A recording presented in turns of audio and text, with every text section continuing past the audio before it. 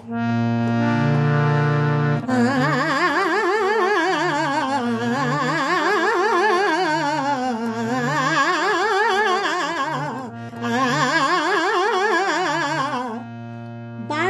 এইভাবে প্রায় 30 থেকে 40 বার প্রত্যেক দিন যদি নিয়মিত রেওয়াজের মধ্যে রাখেন, তাহলে কিন্তু এইটা মাথার মধ্যে রাখবেন, গলার মধ্যে যে মুরকি বা গলার মধ্যে সুরের মধ্যে যে কাজগুলো, গানের যে কাজগুলো, সেগুলো ঠিকঠাক আসতে চায় না।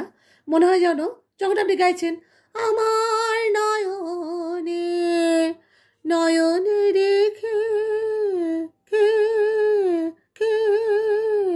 এইগুলো দেখবেন মিহি যে ভাঁজ ভাঁজ সুর বা কাজ যাই বলুন না কেন, সেইগুলো আসতে চায় না, সেগুলো মনে হয় এমনি হয়ে যাচ্ছে।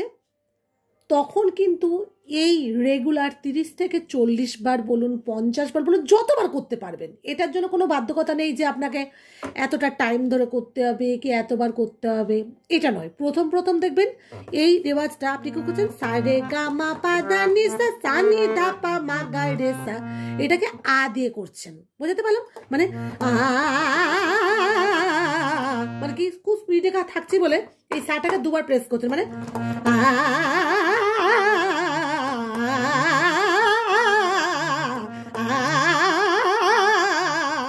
যত তাড়াতাড়ি পারেন বারবার যাচ্ছেন, বারবার যাচ্ছেন। এইটা করার পরে দেখবেন একটা গলার মধ্যে একটা গরম, মানে মনে হবে যেন ভেতর থেকে একটা খুব জার্কিং করলে বা এক্সারসাইজ করলে, আমাদের জগিং করার পরে যেমন শরীরটা ফ্লেক্সিবল লাগে, গলাটা খুব ফ্লেক্সিবল হয়ে যাবে। শুধু তাই নয়, শুধুমাত্র দেখুন নিয়মের অনুযায়ী বলুন, ঋতু পরিবর্তন অনুযায়ী বলুন, গলা কিছু সময় ডিস্টার্ব থাকে, যেমন আমার এখন বর্তমান আছে। তো এটা ন্যাচারাল জিনিস, এটার জন্য কোনো রকম আপনি মনে করবেন যে এই রেওয়াজটা করব কি মন্দ্র সপ্তকের রেওয়াজ করব, বেশি তার সপ্তকের রেওয়াজ করব, তাহলে কালের নিয়মে বলুন ঋতু পরিবর্তনের যে গলার বসে যাওয়াগুলো ঠিক হয়ে যাবে, এটা কিন্তু নয়। সেটা কিন্তু স্বাভাবিক। আপনি 5-7 দিন একটু হোমিওপ্যাথি ওষুধ নিলেন, একটু মধু খেলেন, এই খেলেন, বেশিরভাগ অ্যালোপ্যাথি না যাওয়াই ভালো, কিন্তু খুব সিরিয়াস কন্ডিশন হলে আমরা অ্যালোপ্যাথিতেই ছুটি। তো সেগুলো করলেন, সেগুলোতে গলাটা ঠিক হয়ে গেল, ওটা ব্যাপারটা আলাদা।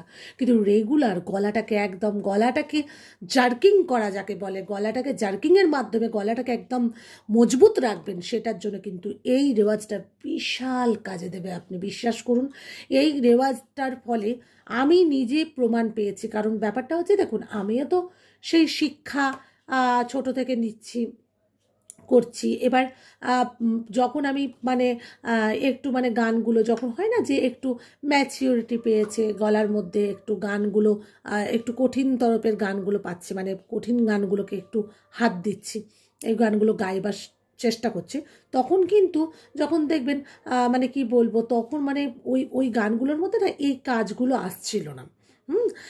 এই বা এখনও সারেঙ্গিটা বাজছে, কিংবা ধরুন কিছু নজরুল গীতি, তখন আমার গুরুজি মানে বলেছিলেন একটাই, যে মানে তোমাকে ক্লাসিক্যাল তো আছেই, তার সাথে এর সাথে এইটা অ্যাড করতে হবে, সারেগামা পাদানিসা সারেদাবা মাগারেসা, এইটা তোমাকে মানে অল টাইম দিয়ে প্র্যাকটিস করতে হবে। তো তখন মিনিমাম 4-6 মাস করার পরেই আমি দেখেছি এটা সাংঘাতিক উপকার হয়েছে। শুধু তাই নয়, সব ধরনের গান, মানে আমি যদি করি মনে রে কৃষিকাজ জানো না মনে রে, এই যে কালী নামে দাও রে বেড়া ফসলে তজরূপ হবে না, এই ধরনের যে কাজগুলো, তখন কিন্তু এখানের মানে এই রেওয়াজের ফলে ওই প্রতিফলনটা হয়েছে। তাহলে আবারও দেখিয়ে দিচ্ছি,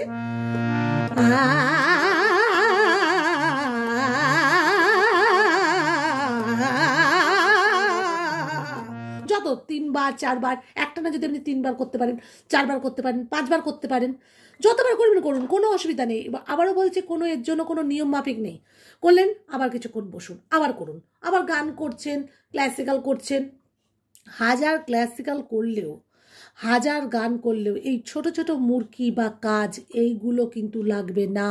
যখন আপনি এই ধরনের রেওয়াজ মানে সারেগামা পাধানিসা সানিধা মাগারেসা স্পিডের মধ্যে যদি না করেন, তাহলে কিন্তু আপনি যতই বলুন বেহাগ বলুন, বিভাস বলুন, অমুক ক্লাসিক্যাল বলুন, তমুক রাগ বলুন, এত রাগ রাগিনী প্র্যাকটিস করবেন, তবুও আপনার গলাতে সেই কাজ আসবে না যতক্ষণ না আপনি এটাকে স্পিডের মধ্যে করবেন। আবার যেমন ওটারও একটা মানে প্রতিফলন আছে, আবার স্টে নোট করে করে মানে এক একটা রিডের ওপরে স্টে করে করে যাওয়া, ওটারও একটা বিশাল উপকার আছে।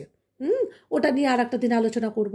কারণ ব্যাপারটা হচ্ছে এই ছোট্ট ছোট্ট রেওয়াজের মাঝখানে বিশাল কিছু লুকিয়ে আছে, অনেক বড় কিছু মানে কি বলবো, বড় সাধনার মানে জায়গা বা আপনি সিদ্ধিলাভ করার মানে লুকিয়ে আছে, সেটা আপনাকে খুঁজে বের করতে হবে। এবার আপনি মনে করছেন যে 100টা রাগ আমি প্র্যাকটিস করছি, মানে রেগুলার আমি 5-7টা করে খেয়াল গাইছি, ঠুংরি গাইছি, আমার গলাতে আরও মজবুত হবে না।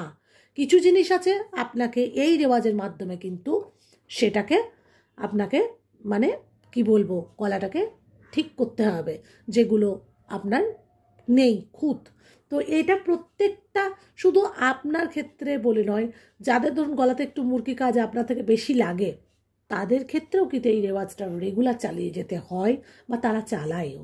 কারণ গলাতে আপনি যদি মনে করেন যে আপনি সেমি ক্লাসিক্যাল অনুযায়ী গানগুলো করবেন, সেগুলোর জন্য কিন্তু আপনাকে রেগুলার এগুলো করতে হবে। আর একটা করবেন ছুটতান।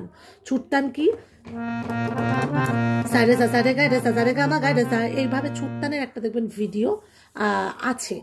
ছুটতান আমি তবুও ডেসক্রিপশানে আমি ইউটিউব লিঙ্কটা অ্যাড করছি, ওটা লিঙ্কটা ক্লিক করে নেবেন।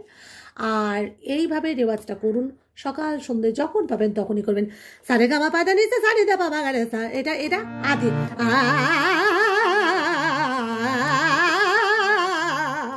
এইভাবে বারবার দেখালাম কেন, তাতে আপনাদের সুবিধা হবে। যাই হোক না কেন, চ্যানেলটাকে সাবস্ক্রাইব করুন। আপনাদের চ্যানেল ভাই বোন সঙ্গীত একাডেমি আরও এগিয়ে যাক। লাইক করুন, কমেন্ট করুন, শেয়ার করুন, সকলের মাঝে ছড়িয়ে দেন। আর আমি তো সম্পূর্ণ পার্সোনাল শেখাই, নাম্বার তো দেওয়াই রয়েছে, অতি অবশ্যই যোগাযোগ করুন। কোনো কিছু বলার থাকলেও, শুধু সে শিখতে হবে এমন কোনো কথা নেই, কোনো বলার থাকলেও, গান সংক্রান্ত কোনো কথাবার্তা বলার থাকলেও অতি অবশ্যই যোগাযোগ করুন এই নাম্বারে। সকলে ভালো থাকুন, সুস্থ থাকুন এই কামনা করি। নমস্কার।